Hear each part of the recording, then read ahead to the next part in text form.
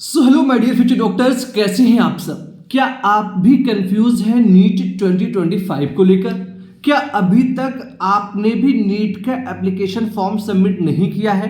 अगर आपका answer yes में है तो ये वीडियो आपके लिए है, अदरवाइज आप इस वीडियो से स्किप कर सकते हैं।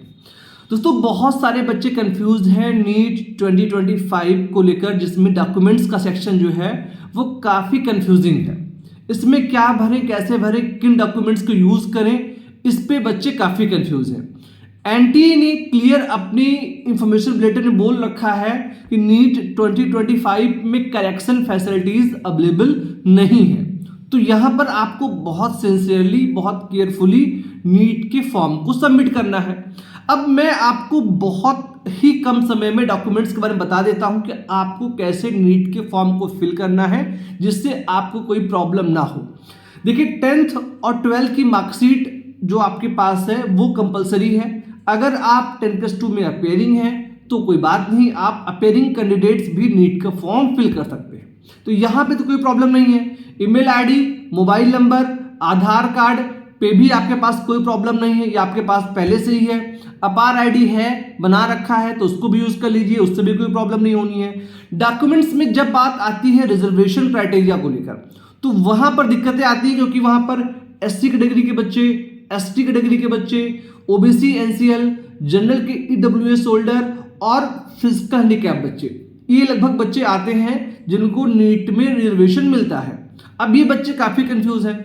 तो मैं आपको बता दूं कि अगर आपका जो रिजर्वेशन सर्टिफिकेट है, मतलब वो लेटेस्ट होना चाहिए। पहली बात समझ लीजिए कि आप कोशिश करिए कि 2025 में बना हुआ, आज 12 तारीख है, अगर आप आज भी अप्लाई कर देंगे तो अपकमिंग एक हफ्ते में बन जाएगा और आप 17, 18, 20 में नीट के फॉर्म को फिल कर सकते हैं। अगर आपने 4-5 दिन पहले अप्लाई कर दिया था तो आपका आने वाला होगा। यानी कि 2025 में इश्यूज जितने भी सर्टिफिकेट्स हैं, ठीक है, चाहे वो ओबीसी एनसीएल का हो, चाहे ईडब्ल्यूएस का हो, चाहे वो एससी का हो, चाहे वो एसटी कैटेगरी का हो, ये सभी वैलिड है। पहली बात। दूसरा, डोमिसाइल सर्टिफिकेट को लेकर, तो आप मान लीजिए यूपी से रहने वाले हैं और आप दिल्ली या फिर मध्य प्रदेश में पिछले 5-6 सालों से रह रहे हैं, आपने 10th और 12th की जो पढ़ाई अपनी है वो मध्य प्रदेश से की है, तो आप अपनी जो मार्कशीट है उसी को यूज कर लें। दैट मीन्स ये कि आप मध्य प्रदेश का डोमिसाइल सर्टिफिकेट यूज कर सकते हैं अगर आप मध्य प्रदेश से एमबीबीएस करना चाहते हैं।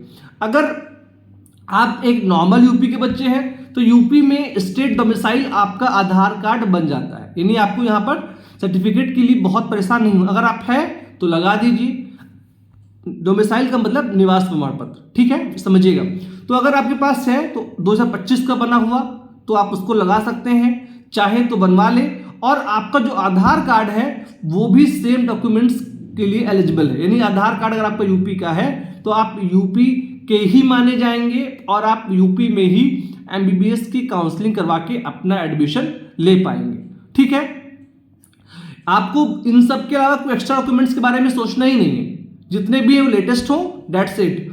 इसके अलावा जो भी आपके फिंगरप्रिंट्स हैं ये बहुत मैटर करेंगे, क्योंकि जब आप एग्जाम देने जाएंगे चीटिंग को रोकने के लिए फिंगरप्रिंट्स का मैच होना ये बहुत इंपॉर्टेंट होता है। तो आप एक एक करके, जिस थंब इंप्रेशन हो गया या आपके जो फिंगर्स के ऊपर टिप का इंप्रेशन है, इन सबको बहुत केयरफुली मेंशन करिएगा।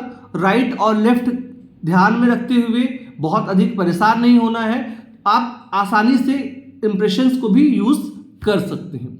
इसके अलावा कंफ्यूज होने वाला ऐसा कोई डॉक्यूमेंट नहीं है जिसके लिए आप कंफ्यूज हो। अगर अभी साइट में कोई इशू आ रहा है तो 1-2 दिन में साइट भी क्लियर हो जाएगी, आप 15 से 20 के बीच में आसानी से नीट 2025 का एप्लीकेशन फॉर्म सबमिट कर सकते हैं, ठीक है। अब जो बच्चे गैप वाले हैं क्या करें? तो भाई गैप वालों को बहुत परेशान नहीं होना है। अगर आपने 10th-12th के बाद 2 साल का गैप लिया है तो वो आपको अभी नहीं, at a time of MBBS admission gap certificate देना होगा, आप वहां पे दे दीजिएगा। अगर आपने ग्रेजुएशन कर रखा है तो वो डॉक्यूमेंट्स जो आपकी बीएससी या बीकॉम या बीएससी या फिर बीफॉर्म, जो भी अलग अलग कोर्सेज आपके पास ग्रेजुएशन के सर्टिफिकेट्स हैं, आप उनको भी अपडेट कर सकते हैं, इसमें कोई इश्यूज आपको नहीं होगा, ठीक है। तो ये थी बेसिक इन्फॉर्मेशन आप सभी बच्चों के लिए। आप सभी स्वस्थ रहें, मस्त रहें और अपने एग्जाम की प्रिपरेशन करते रहें। आप सबने इसको देखा, आप सभी का बहुत बहुत धन्यवाद। Thank you so much. जय हिंद।